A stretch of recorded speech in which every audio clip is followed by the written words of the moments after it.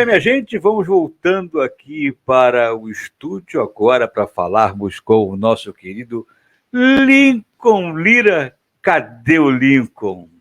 Salve, salve, grande Jansen. Bom dia a todos aí. Vamos que vamos, falando de tudo, né? Você está me ouvindo bem, Lincoln?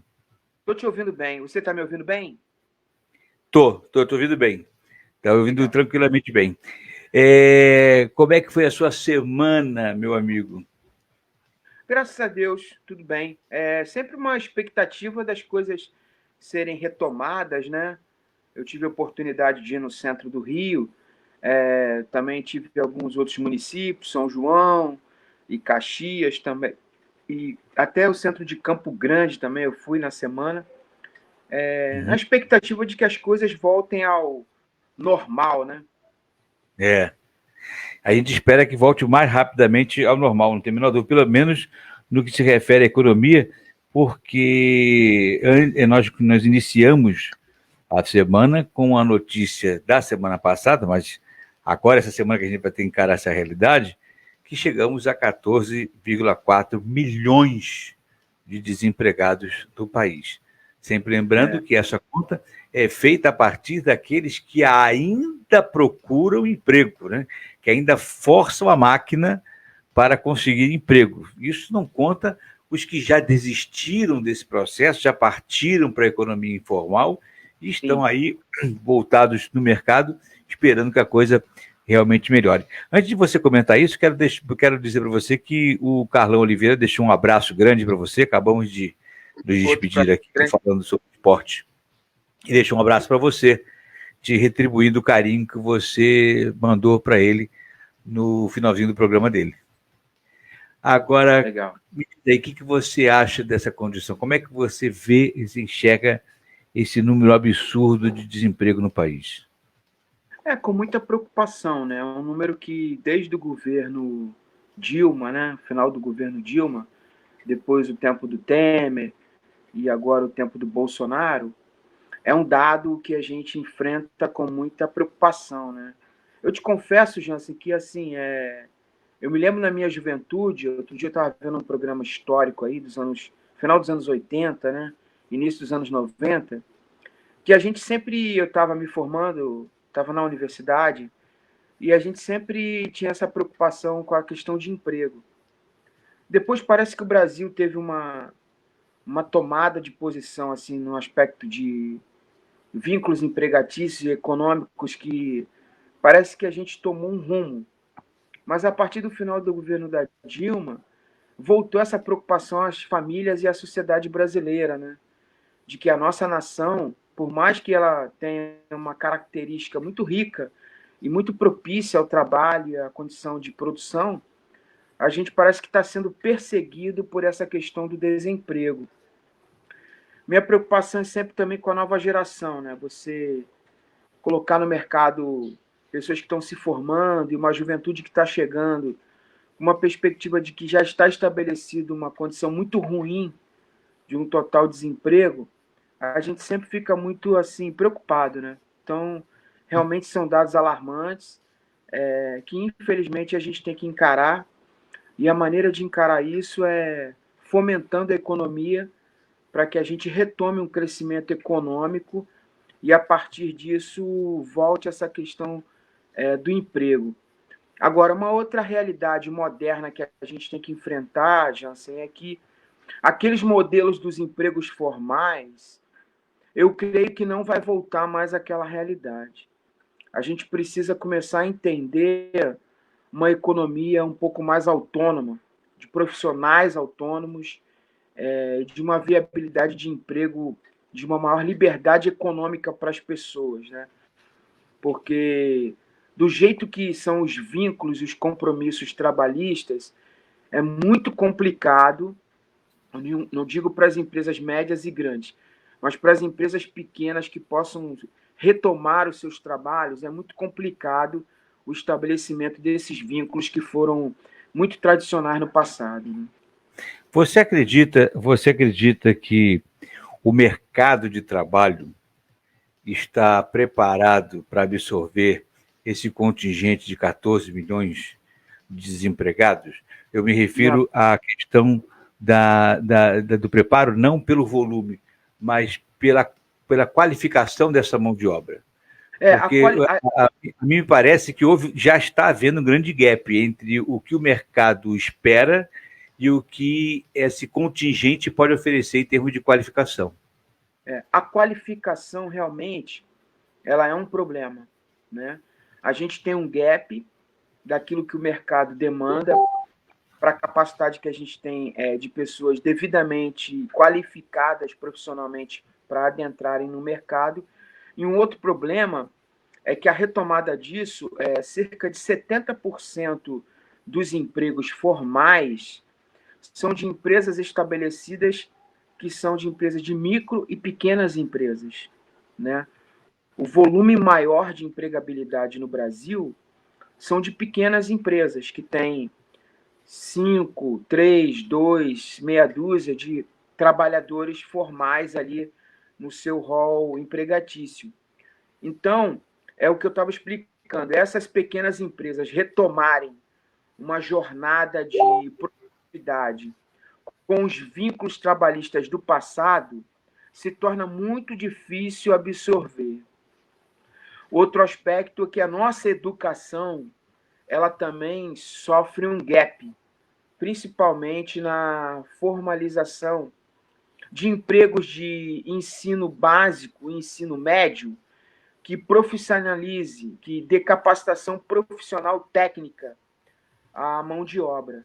Então, a gente tem um ensino acadêmico muito tradicional e depois a formação profissional, na sua maioria, ela é só universitária. A de nível básico e médio é muito pequena em relação ao que a gente forma. Então, isso traz uma outra dificuldade para a absorção de mão de obra no setor produtivo da nação. A gente tem um problema no aspecto do que a gente forma no ensino básico e médio profissionalizante é muito pequeno, porque a maioria das escolas de ensino básico e médio só tem o ensino tradicional acadêmico, não forma profissionais, mão de obra profissionalizada. Nossa maioria de profissionalização é no ensino superior. Então, quando o número de menor das pessoas que estão estudando chegam ao ensino superior, a gente tem um número menor de pessoas profissionalizadas para absorção no mercado da mão de obra produtiva.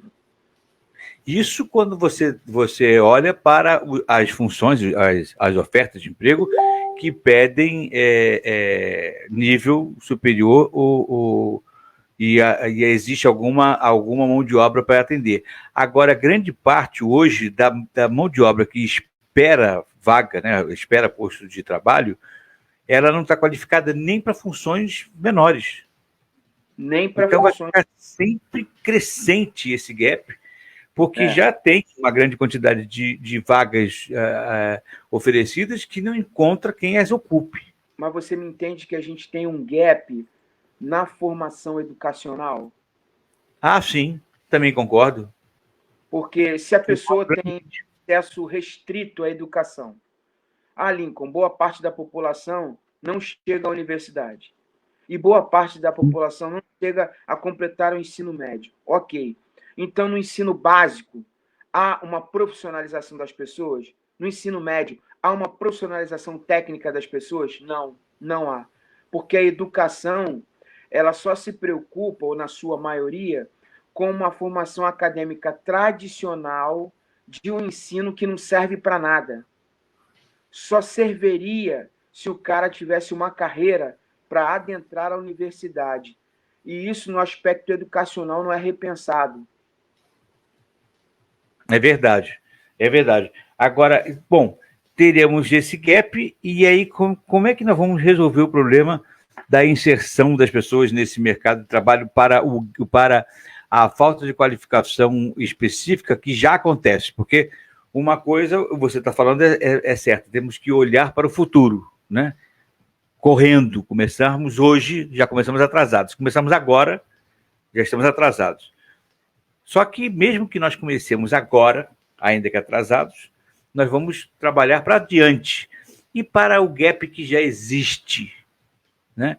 Essa falta de mão de obra e a falta de qualificação. Como é que nós vamos resolver essa equação sem solução? Porque nós temos isso na mão agora. Nós temos um país que, em breve, se Deus quiser, estará retornando da pandemia, como o mundo inteiro, mas o país com 14 milhões de desempregados, retornando de pandemia, com um desencontro entre vagas ofertadas e qualificação dessa mão de obra, e uma economia que precisa funcionar, e famílias que precisam se sustentar. Como é que nós vamos resolver esse problema? Olha, um dos vetores importantes é nós desburocratizarmos e facilitarmos a questão do trabalho liberal autônomo, dos profissionais terem autonomia de prestarem seus serviços, uma carga tributária mínima, para que viabilize a mão de obra, eu repito, sem os vínculos empregatícios do passado, porque no modelo pesado do passado, não tem como retomar o emprego, não tem como, a não ser que seja revisto essa questão dos vínculos serem aliviados acerca da tributação e das leis. Então, por exemplo, há um tempo atrás, antes dessa grande polarização que a gente vive hoje política, falava-se muito da desoneração da folha de pagamento, né? É uma pauta que diminuiu, infelizmente, mas isso é um vetor importante. É fazer com que o empregador, fazer com que a pessoa jurídica que queira empregar pessoas tenha uma carga diminuída acerca de impostos. A folha de pagamento é um negócio assim muito pesado, né, Jansen? Eu como contador, conheço bem. Então, você meio que dobra. Então, se você está pagando ali R$ 1.100 ali ao trabalhador, você, através da folha, você é onerado e vai para 2.200. Vai para 2.200. Então, esse fator multiplicador, né, de 100%, entre 85% a 100%, dependendo da classificação da empresa, dificulta muito a questão da empregabilidade, e eu acho que nessa retomada deveria ser revisto isso. Agora, você acredita realmente que a desoneração da folha refletiria imediata e diretamente no volume de contratação? Eu vou te perguntar, eu estou te perguntando isso pelo seguinte, Lincoln, para ser muito sincero. Eu sou meio desconfiado com o comportamento do empresário brasileiro, para ser muito sincero para você. Porque o que eu tenho visto por aí, e você sabe que eu trabalhei no mercado por muitos anos, né? E de todo esse tempo que eu trabalhei, eu fiz muito recrutamento e seleção e acompanhei muito de perto esses processos de emprego e também observando a empregabilidade. E eu percebo hoje que muitos dos programas que foram feitos, por exemplo, para diminuir os encargos trabalhistas e também para fomentar melhoria na qualidade da mão de obra que se vai contratar, acabaram se tornando mecanismos de atalho que os empregados acabaram utilizando. Por exemplo, vou ser bem claro com o que eu estou falando. Programa de Jovem Aprendiz, por exemplo. O Jovem Aprendiz hoje é quase que uma válvula de escape de algumas empresas para reduzir suas despesas com o empregado. Ela, em vez de contratar o menor aprendiz, o jovem aprendiz, para ser desenvolvido nas funções, eles contratam o jovem aprendiz e colocam no lugar do trabalhador daquela função e espera dele o mesmo tipo de competência e de qualidade, e explora o menino e estão pagando menos para ter para sobrar mais dinheiro e para rentabilizar a sua operação. Entende o que eu quero dizer? Então, eu não sei se uma desoneração da folha fosse diretamente se refletir numa maior contratação, porque eles vão pegar esse valor de diferença e reverter para o lucro operacional, e não necessariamente contratar mais gente. Eu entendo perfeitamente, Jansen. Agora, o que acontece é o seguinte, cara, há meio que um jogo de gato e rato, né? O empresário brasileiro, ele meio que foi jogado numa fornalha que eu eu concordo com alguns discursos hoje, também trabalhando dos dois lados, trabalhando como funcionário e como contador, muitas vezes sendo preposto de empresa, entendendo o lado do empresário. O que eu posso te dizer é que ser trabalhador é difícil, mas ser empresário é muito difícil. Muito difícil, porque parece que o Estado joga contra, entendeu? Então, nesse jogo, eu acho que tem que haver uma medida de equilíbrio, uma balança na compreensão do que é feito. Eu não estou falando de fiscalização, não. Existem métodos para você ver isso. Então, por exemplo, se você tem uma empresa de 100 funcionários e você tem ali 30 jovens aprendizes, tem alguma coisa errada. É começar a mergulhar. Isso não é através de auditoria, fiscalização. Não, não. É vontade política de querer se envolver com o negócio. Então, por exemplo, não é plausível uma empresa ter 30% de jovens aprendizes. Agora, você, por exemplo, já teve a oportunidade de querer contratar um jovem de 15 anos, por exemplo? Você já teve essa experiência? Não, não, não. Sempre Eu mais já, velho. eu já tive. Você não consegue contratar. Não consegue. Simplesmente você não consegue. Com 16, você tem que ser muito corajoso. 16 e 17, muito corajoso como empresário. Porque a legislação, ela não deixa você contratar. Pergunta a qualquer pessoa se tem um funcionário de 15 anos. Não existe. Então, a legislação tem que ser revista. Ela precisa ser revista. Porque se um jovem quer trabalhar, eu não digo o seguinte, a mão de obra escrava, aí começa a confusão. Aí começa a confusão. Eu não estou falando de mão de obra escrava, estou falando de uma metrópole. Lá na cidade, do interior, não sei o quê, já muda a legislação. Está entendendo o mergulho? Eu estou falando de uma metrópole. Eu não estou falando, mas no interior da Bahia, o garoto de 15 anos está no canavial desde 12. Cara, a legislação ela não pode ser, nesse aspecto, generalista, ela tem que ser pontual. Então, tem que ver a realidade de uma metrópole, um jovem de 15 anos que queira trabalhar. Porque eu já tentei contratar. E eu cheguei para o empresário e falei assim: esquece. Não, Lincoln, não sei o que. Eu falei: esquece. Não, mas é meu sobrinho. Eu quero ajudar. Esquece. Esquece. Não coloca para trabalhar. Porque se você colocar para trabalhar, você vai pagar um preço altíssimo. Entendeu? Então, eu entendo a sua abordagem.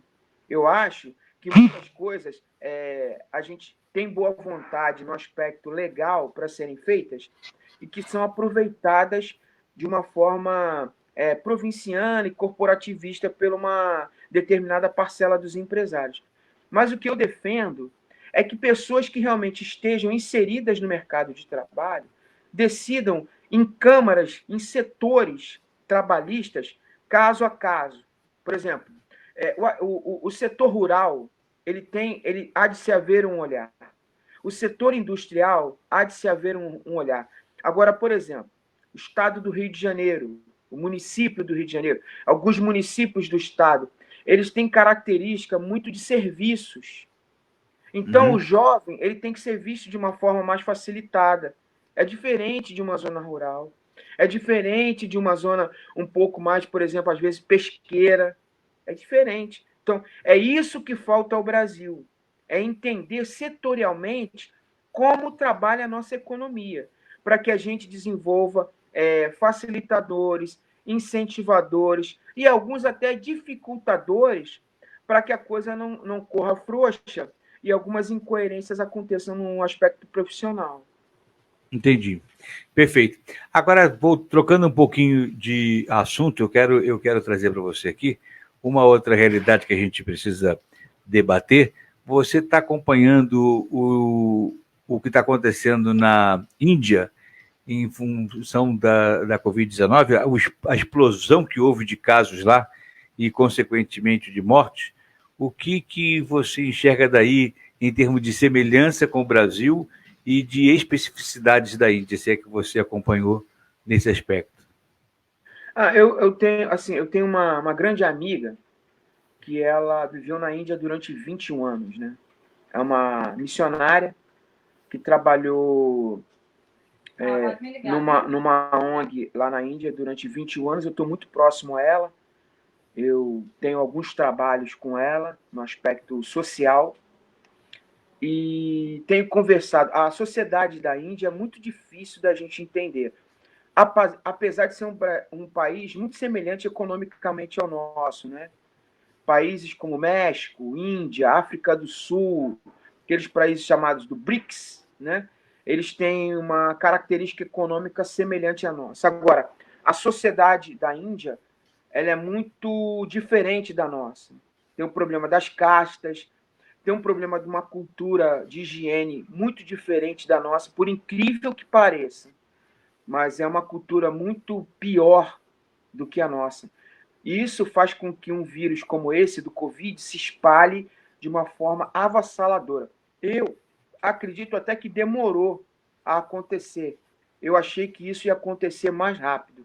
Mas, infelizmente, isso é muito fruto de uma característica cultural deles, de entender algumas coisas no aspecto da limpeza, da higiene. Tem algumas castas lá que têm muita dificuldade, por exemplo, de não tomar banho num rio muito sujo, e porque é uma questão religiosa, eles tomam banho naquele rio. E isso faz com que uma doença como essa, um vírus como esse, se espalhe rapidamente.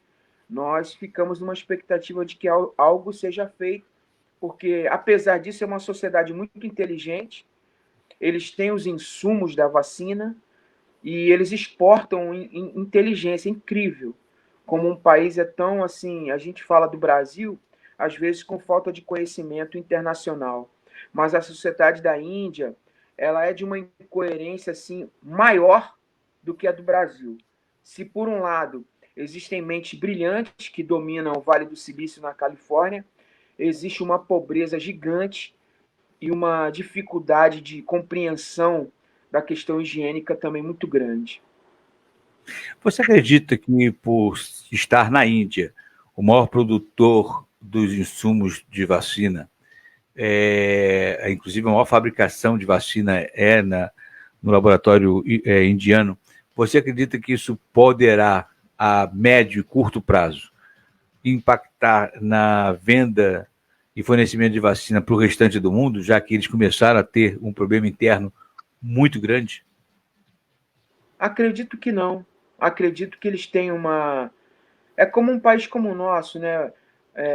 Por exemplo, a gente bateu recorde, por exemplo, ano passado, da produção agrícola. Então, o vírus aqui está entre, sei lá, os 5 países mais afetados do planeta. No entanto, a nossa produção agrícola não foi afetada. Existem blindagens econômicas das grandes produtoras, dos grandes conglomerados de produção, e essa produção não é atingida. E a Índia é muito semelhante a nós. Desculpa te interromper, mas eu estou falando em relação a eles passarem a usar a própria vacina que estão produzindo e deixar o mundo a ver navios. Não, não, não. A carga de produção deles é igual à China, o Jansen. Eles produzem um negócio abissal. É igual a nossa Uma escala agricultura. muito grande, né? É muito abissal. É igual a nossa agricultura. Por isso que eu dei o exemplo da nossa agricultura. Não é atingido. É igual a capacidade que a China tem de produzir produto de segurança, máscara, essas coisas. Os caras têm 1 bilhão de habitantes, entendeu? Então tem 100 mil protegidos lá. Esses 100 mil conseguem produzir facilmente no maquinário que eles têm. Eles tecnologicamente, Jansen, tem coisas deles no aspecto de produção que são mais avançados que o nosso. Eles exportam inteligência mecânica e intelectual mesmo para o Vale do Silício na Califórnia. É como eu exemplifiquei.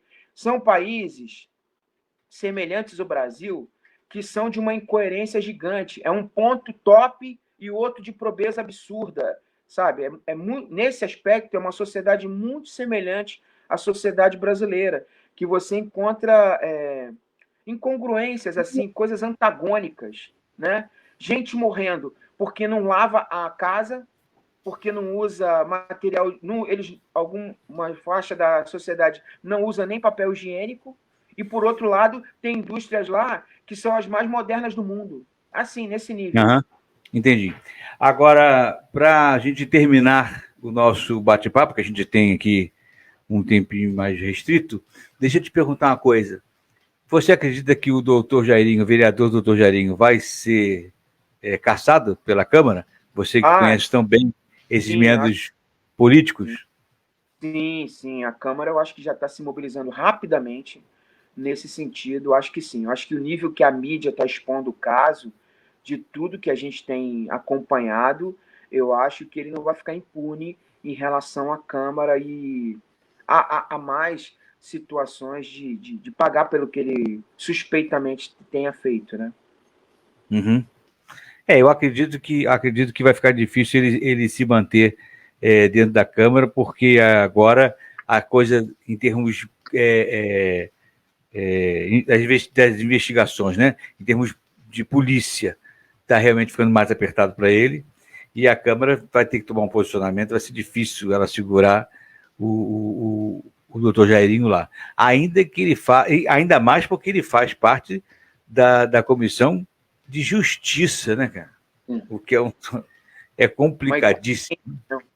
Um Uma absurdo. incoerência absurda, completamente absurda. Muito bem, meu querido amigo Lincoln Lira, eu sei que você vai precisar